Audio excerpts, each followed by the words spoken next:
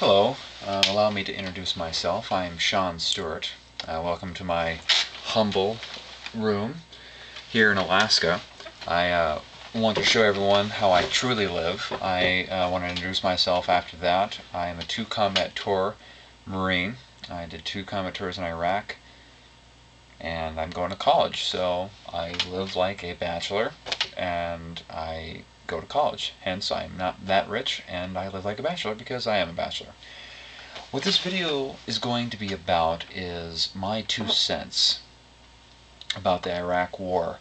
Like I said, I was a 2 combat tour Marine, so I have some experience. I'm only have 2 tours under my belt. I know there are individuals out there that have 3 or 4 tours.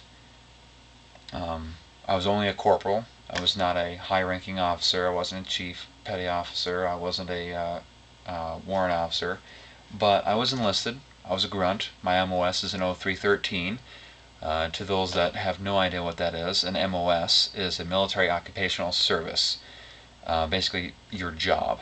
An 03 in the Marine Corps basically means you're a grunt. Infantry. 0313, the last 2 letters of 13, would be your specification of the infantry field.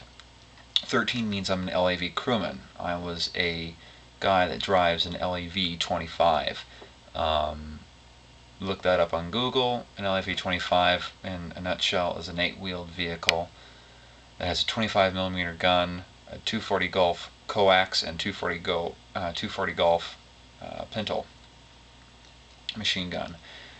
Crew of 3 and an optional 4 scouts in the back. It's kind of like a Bradley but with wheels, but now the modern Striker is out. However, the Striker is a copy of the LAV 25. Moving on, I was a driver for the first invasion of Iraq, and I really don't want to get into the first Iraq, for the fact is that I believe it was a just cause when we went in the first time. We went in there, we did our job, and we got out. I really want to focus on OIF-2, Iraq.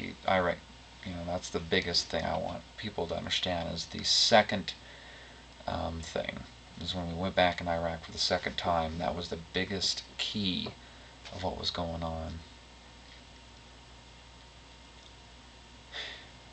I was first told, or I should say our battalion, we were told that when we were going in,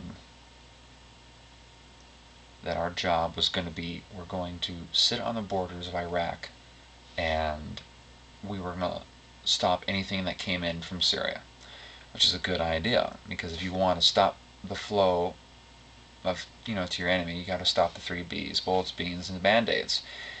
Without those 3 Bs, it's really, really hard for someone to fight you.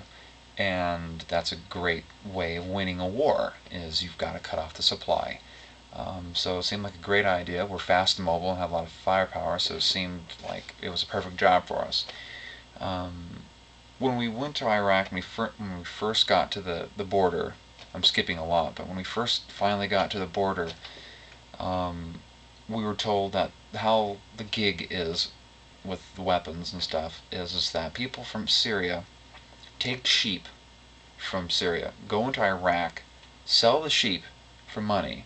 With that money they obtain in Iraq, go back to Syria, use that money, buy weapons, and then do the same thing. But this time they have weapons with the sheep. They duct tape them or tie them under the sheep, and they herd them across the border. So the first thing that we see by being told the story is we see thousands, tens of thousands of sheep. Guess what? It wouldn't be that hard for weapons to get across. And that was probably it. We were there, I think, for 2 days, and we did about 0 action. So last I heard is for the 9 months that I was there, that border, that section, was completely wide open, which is kind of retarded if you think. If we're like, are we trying to win the war? What are we doing? What's going on? That was the first thing that made things click in my head, because I was just like, wait a minute. If you were the President of the United States, you had 2 options. One, you can really enforce the borders with, i.e., our option, and kill anything that crosses the border that has no authorization to cross the border, which is a good idea. But without bloodshed, you could easily, with being the President of the United States, you could have done this. You could have said, Syria, Iran, neighboring countries of Iraq, this is the deal. If you don't take care of your business, i.e., stop the insurgents coming from your country into Iraq, I'm going to cut off supply. I.e., all that rice and grain and medical supplies and everything else that we send to you? Oh, consider it canked. Yeah, let me do that again. Consider it canked.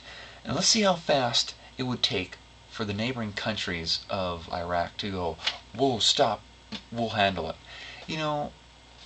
There's so many diplomatic ways we could have just said, handle it, and we'll take care of it.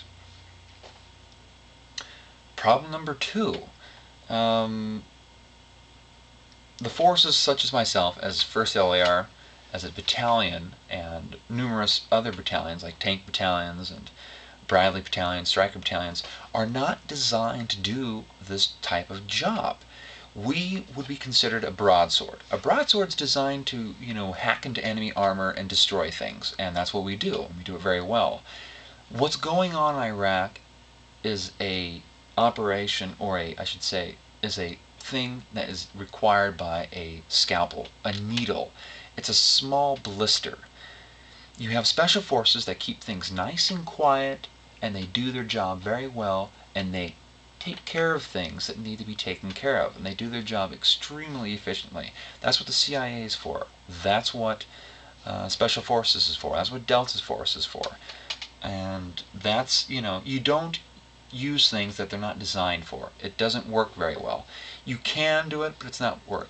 As perfect example, you don't use a butter knife for a flathead screwdriver. You can do it, but is it the best choice? No.